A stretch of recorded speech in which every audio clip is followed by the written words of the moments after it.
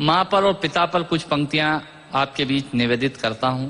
आप यहाँ जितने लोग बैठे हैं, मुझे नहीं मालूम कि किनकी माँ जीवित हैं और किन्होंने माँ को खो दिया, पर मेरा व्यक्तिगत मत यह है कि जिनकी माँ जीवित हैं, जिनके पिता जीवित हैं, वो दुनिया के सबसे संपन्न लोग हैं, वो दुनिया के सबसे अमीर लोग हैं, वो दुनिया के सबसे धनाढ्य लोग हैं।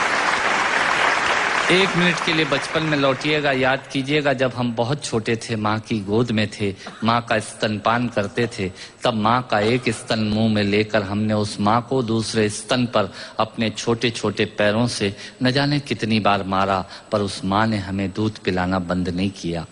मित्रों, लात खाकर भोजन देने की शक्ति उस परमपिता परमेश्वर ने दुनिया में यदि किसी को दी है, वो सिर्फ माँ को दी है। माँ के अलावा ताकत किसी के पास नहीं है। मैं उस माँ की वंदना में कविता पढ़ता हूँ।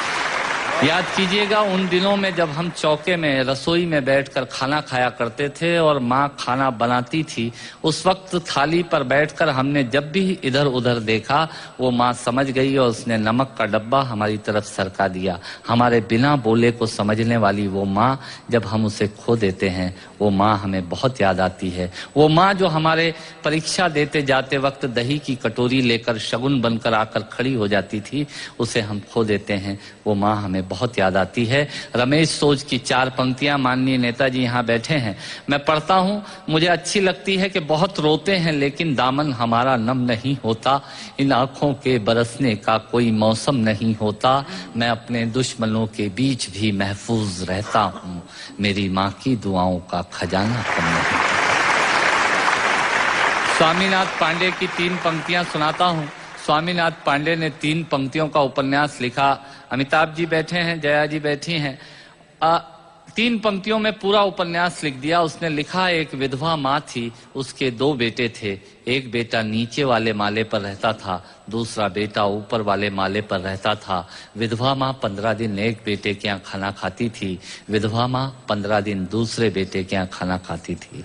पर ये उस विधवा माँ का दुर्भाग्य था कि साल में जो महीने 31 दिनों के होते थे, उस एक दिन उस विधवा माँ को उपवास रखना पड़ता था। 9 महीने पेट में रखने वाली माँ जब एक जवान बेटे को एक दिन भारी लगने लगी, तब इस नालायक हास्य व्यंग के कवि ने कुछ पंक्तियां माँ के लिए लिखी। सुनिएगा, यात्रा कीजिएगा मेरे साथ। माँ संवेदना है, भावना है, एहसास है। माँ संवेदना है, भावना है, एहसास है। माँ जीवन के फूलों में खुशबू का वास है। माँ रोते हुए बच्चे का खुशनुमा पलना है। माँ मरुथल में नदी या मीठा सा झरना है। माँ मरुथल में नदी या मीठा सा झरना है। माँ लोरी है, गीत है, प्यारी सी थाप है। माँ पूजा की थाली है, मंत्रों का जाप है। माँ आंखों का सिसकता हुआ किनारा है। माँ गालों पर पप्पी है, ममता की धारा है। माँ झुलसते दिनों में कोयल की बोली है। माँ मेहंदी है, कुमकुम है, सिंदूर है, रोली है। माँ कलम है, दवात है, स्याही है। माँ परमात्मा की स्वयं एक गवाही है। माँ त्याग है, तपस्या है, सेवा है। माँ फूंक से ठंडा किया हुआ कलेवा है। माँ अनुष्ठान है, साधना है, जीवन का हवन है। माँ जिंदगी के मोहल्ले में आत्मा का भवन है। माँ चूड़ी वाले हाथों के मजबूत कंधों का नाम है। माँ काशी है, काबा है और चारों धाम है। माँ चिंता है, याद है, हिचकी है। माँ बच्चे की चोट पर सिसकी है। माँ चूल्हा, धुआं, रोटी और हाथों का छाला है। माँ जिंदगी की कड़वाहट में अमृत का प्याला है। माँ पृथ्वी है, जगत है, धूरी है। माँ बिना इस सृष्टि की कल्पना अधूरी है।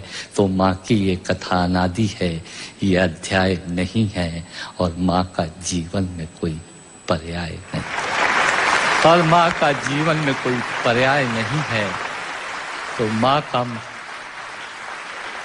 माँ का महत्व दुनिया में कम हो नहीं सकता, और माँ जैसा दुनिया में कुछ हो नहीं सकता। माँ जैसा दुनिया में कुछ हो नहीं सकता। तो मैं कविता की ये पंक्तियां माँ के नाम करता हूँ। मैं दुनिया की सब माताओं को प्रणाम करता हूँ।